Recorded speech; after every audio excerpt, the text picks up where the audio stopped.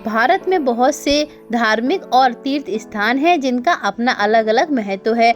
आपने अपने जीवन काल में बहुत से धार्मिक और तीर्थ स्थानों की यात्राएं की होंगी, लेकिन अगर आपने नैमिषारण्य की यात्रा नहीं की तो सब कुछ अधूरा माना जाता है। इसीलिए नैमिषारण्य को तीर्थों का तीर्थ, महातीर्थ कहा गया है। Hello friends, welcome back to my channel. Friends, आज की वीडियो में हम बात करने वाले हैं नैमिषारण्य के बारे में। अगर आप भी नैमिषारण्य जाने का प्लान कर रहे हैं तो ये वीडियो आपके लिए काफ़ी ज़्यादा यूजफुल रहेगा। फ्रेंड्स, इस वीडियो में हम आपको नैमिषारण्य यात्रा की संपूर्ण जानकारी देंगे कि आप नैमिषारण्य कैसे पहुँचे, वहाँ पर कहाँ ठहरे, नैमिषारण्य में खाने पीने की क्या व्यवस्था है और नैमिषारण्य के आसपास हम कौन कौन से दर्शनीय स्थलों को विजिट कर सकते हैं, नैमिषारण्य का क्या महत्व होता है। और वीडियो के अंत में हम बात करेंगे कि नैमिषारण्य की यात्रा के दौरान हमारा कुल खर्चा कितना आएगा। तो फ्रेंड्स, वीडियो को बिना स्किप किए हुए अंत तक जरूर देखें। तो चलिए वीडियो शुरू करते हैं। चलते हैं नैमिषारण्य की यात्रा पर।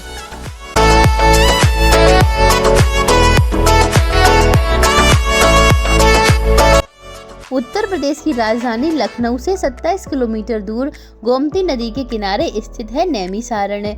कहते हैं यहाँ जाने या दर्शन मात्र से सभी पापों से मुक्ति मिल जाती है। यही वो पवित्र जगह है जहाँ महापुराण लिखे गए। पुराणों में इस स्थान को नैमिषारण्य, नैमिष या नीमसार के नाम से भी जाना जाता है। दोस्तों, ऐसी मान्यता है कि सारे तीर्थों की यात्रा के बाद यदि नैमिषारण्य की यात्रा नहीं की गई तो आपकी सारी यात्राएं अपूर्ण मानी जाएंगी। दोस्तों, ये वही जगह है जहां सत्यनारायण की सर्वप्रथम कथा हुई थी और इसी तपोभूमि पर ऋषि दधीच जी ने लोक कल्याण के लिए देवराज इंद्र को अपनी अस्थियां दान की थी। और कहा जाता है कि इस पावन धाम के दर्शन करने से सभी पापों से छुटकारा मिल जाता है और मोक्ष की प्राप्ति होती है। गोस्वामी तुलसीदास जी के अनुसार भारत में जितने भी तीर्थ स्थान हैं उनमें से नैमिषारण्य सबसे प्रमुख है। यहाँ पर पिंडदान करने से माता पिता का पेट भरता है, इसीलिए पिंडदान के लिए भी ये बहुत ही पवित्र स्थल माना जाता है। तो चलिए दोस्तों, सबसे पहले बात करते हैं कि हम नैमिषारण्य कैसे पहुँचे।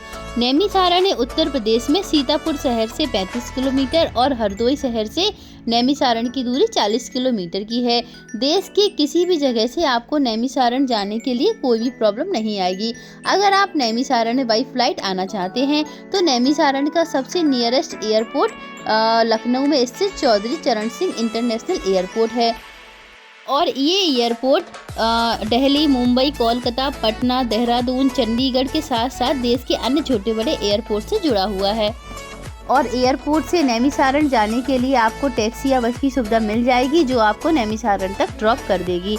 वहीं अगर आप नैमिषारण्य बाई ट्रेन आना चाहते हैं तो नैमिषारण्य का सबसे nearest railway station Sitapur junction है, जो नैमिषारण्य से करीब 38 किलोमीटर की दूरी पर स्थित है।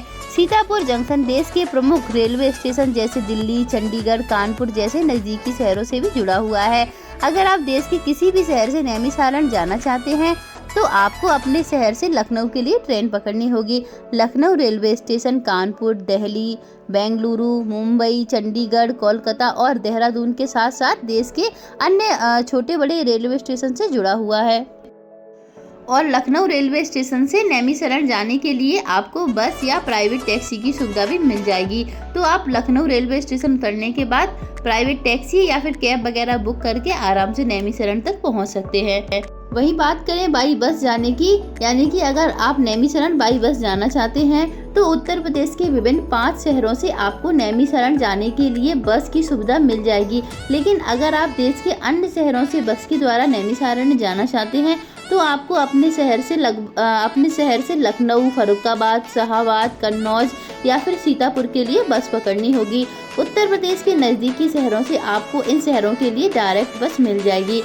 और अगर आप चाहें तो अपने शहर से टैक्सी बुक करके भी नैमिषारण्य जा सकते हैं, जो नैमिषारण्य के नज़दीकी और उत्तर प्रदेश के प्रमुख शहर हैं। उत्तर प्रदेश के नज़दीकी राज्यों से आपको इन शहरों के लिए डायरेक्ट बस मिल जाएगी। आप अपने शहर से इनमें से किसी भी नज़दीकी शहर के लिए बस पकड़ सकते हैं और वहां पहुंचने के बाद वहां से दूसरी बस पकड़ के नैमिषारण्य जा सकते हैं। चलिए फ्रेंड्स, नैमिषारण्य पहुंचने के बाद अब हम बात करते हैं कि हम अपना यहाँ पर स्टे कहाँ कर सकते हैं। तो आपको यहाँ पर रुकने में कोई प्रॉब्लम नहीं आएगी। आपको यहाँ पर काफ़ी होटल, धर्मशालाएं और आश्रम देखने को मिल जाएंगे, जिनको आप वहाँ जाकर बुक कर सकते हैं। इसके अलावा आप इन आश्रम या फिर धर्मशाला की बुकिंग ऑनलाइन भी इस वेबसाइट पर जाकर करा सकते हैं। इसके अलावा आप अगर यहाँ पर लग्जरीज होटल में रुकना चाहते हैं तो आप अपना स्टे लखनऊ में कर सकते हैं। लखनऊ में आपको काफ़ी अच्छे लग्जरीज होटल्स देखने को मिल जाएंगे, तो आपको नैमिषारण्य में रुकने की कोई भी प्रॉब्लम नहीं आएगी। चलिए फ्रेंड्स, अब बात करते हैं नैमिष में दर्शन के बारे में। तो वैसे तो पूरा के पूरा नैमिष धाम मंदिरों और अन्य धार्मिक स्थलों से भरा पड़ा है। आपको यहाँ पर हर गली, हर मोहल्ले में मंदिर ही मंदिर दिखाई देंगे। इन सभी मंदिरों में माँ ललिता देवी का मंदिर बहुत ही फेमस है। ये मंदिर माँ भगवती को समर्पित है और पूरा नैमिषारण्य माँ ललिता देवी मंदिर के नाम से ही फेमस है। ललिता देवी मंदिर में दर्शन करने के लिए आपको सबसे पहले यहाँ पर बने हुए चक्र तीर्थ में स्नान करना होगा। दोस्तों, ये वही चक्र तीर्थ है जो ब्रह्मा जी द्वारा छोड़ा गया था। दोस्तों, नैमिषारण्य में स्थित चक्र तीर्थ के बारे में कहा जाता है कि एक बार सभी ऋषि मुनि ये समझने के लिए परेशान हुए कि आखिर पूजा पाठ और अनुष्ठान करने के लिए सबसे अच्छा तीर्थ स्थल कौन सा है। इसका उत्तर जानने के लिए 84,000 ऋषि भगवान ब्रह्मा जी के पास गए और उनसे अपना प्रश्न पूछा, जिसमें से ब्रह्मा जी ने अपना चक्र निकाला और कहा कि जिस जगह पर ये चक्र गिरेगा वो स्थान पूजा पाठ और ध्यान के लिए सर्वोत्तम होगा। तब ये चक्र तीर्थ नैमिषारण्य में जाकर गिरा। इसकी वजह से ही ये स्थान चक्र तीर्थ के नाम से फेमस है। चक्र तीर्थ के चारों तरफ पानी भरा हुआ है और आप इसमें स्नान भी कर सकते हैं, पर बाहर से ही, यानी कि आपको चक्र तीर्थ के अंदर नहीं जाना है, केवल बाहर के पानी से ही स्नान करना है। या फिर आप चाहें तो गोमती नदी में जाकर भी स्नान कर सकते हैं, जो ललिता देवी मंदिर से कुछ ही दूरी पर स्थित है। स्नान के बाद आप ललिता देवी मंदिर में जाकर दर्शन करिए और अपनी मन्नत मांगिए। इस मंदिर में हर साल लाखों भक्त आते हैं। ये मंदिर बहुत ही पुराना मंदिर है। इस पवित्र मंदिर को लिंग धारणी मंदिर भी कहते हैं। ये काफी पुराना मंदिर है और ये मंदिर माता की 51 शक्तिपीठों में से एक शक्तिपीठ भी है। मंदिर के बाहर आपको प्रसाद वगैरह की बहुत सारी स्टॉल्स मिल जाएंगी, तो आप यहाँ पर प्रसाद वगैरह लेकर माता को समर्पित कर सकते हैं। और प्रसाद चढ़ाने के बाद आप माता से उनके दर्शन करिए और उनसे अपनी जो भी आपकी मनोकामना है वो आप अपनी मनोकामनाएं मांग सकते हैं। कहते हैं कि इस मंदिर में मांगी गई हर मनोकामनाएं माता जरूर पूरी कर देती हैं। और जब आप ललिता देवी मंदिर के दर्शन कर लेंगे तो इस मंदिर के लेफ्ट और राइट साइड छोटे छोटे मंदिर बने हुए हैं, आप उनके भी दर्शन कर सकते हैं। और इन छोटे छोटे मंदिरों में दर्शन करने के बाद आप वापस अपने होटल रेस्ट करने के लिए आ सकते हैं। और कुछ देर रेस्ट करने के बाद हम घूमने जाएंगे नैमिष क्षेत्र। तो सबसे पहले यहाँ पर हम घूमने जाएंगे हनुमानगढ़ी और पांडव किला, जो चक्र तीर्थ के पास में ही बना हुआ है। पहले आपको पांडव किला मिलेगा, तो सबसे पहले उसके दर्शन करें। गोमती नदी के तट पर यह किला बना हुआ है। कहा जाता है कि वनवास के समय पांडव इसी स्थान पर रुके थे। यहाँ पर भगवान कृष्ण और पांडव की मूर्तियाँ बनी हुई हैं।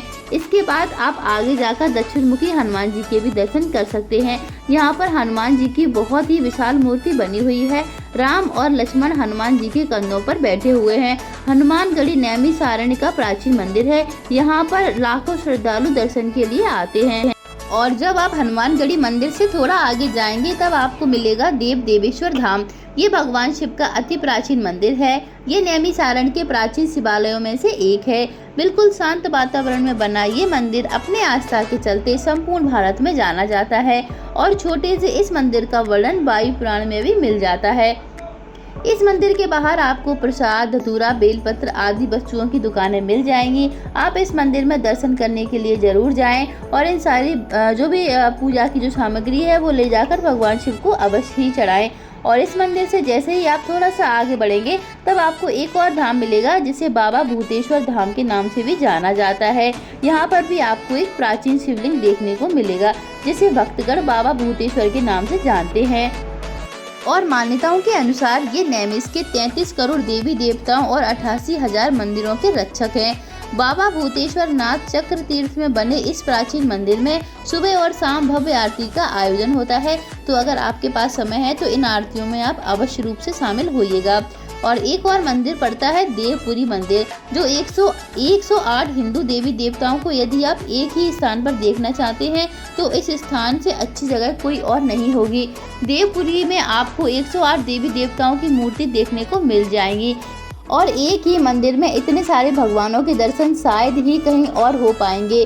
तो फ्रेंड्स, आपके पास अगर समय है तो आप देवपुरी मंदिर जरूर जाएं और 108 देवी देवताओं को एक साथ जरूर देखें। और देवपुरी मंदिर के थोड़ा सा आगे जाने पर आपको श्री बांके रमण बिहारी चार धाम मंदिर भी मिलेगा, तो आप इस मंदिर में दर्शन अवश्य करें। और इस मंदिर से थोड़ा आगे बढ़ेंगे तो आपको पड़ेगी व्यास गद्दी। पौराणिक कथाओं के अनुसार वेद व्यास जी ने नैमिषारण्य की इस पावन स्थान पर पुराणों का निर्माण किया था और वेदों का विभाजन और विस्तार भी किया था। इस तप स्थल पर एक वट का वृक्ष है। मान्यताओं के अनुसार भगवान वेद व्यास जी ने इसी वृक्ष के नीचे बैठकर अपने शिष्यों को पुराणों और वेदों का ज्ञान दिया था। तो अगर आपके पास समय है तो आप व्यास गद्दी के दर्शन जरूर करें। और जब आप व्यास गद्दी से थोड़ा सा आगे जाएंगे तब आपको यहाँ पर देखने को मिलेगी सूत गद्दी।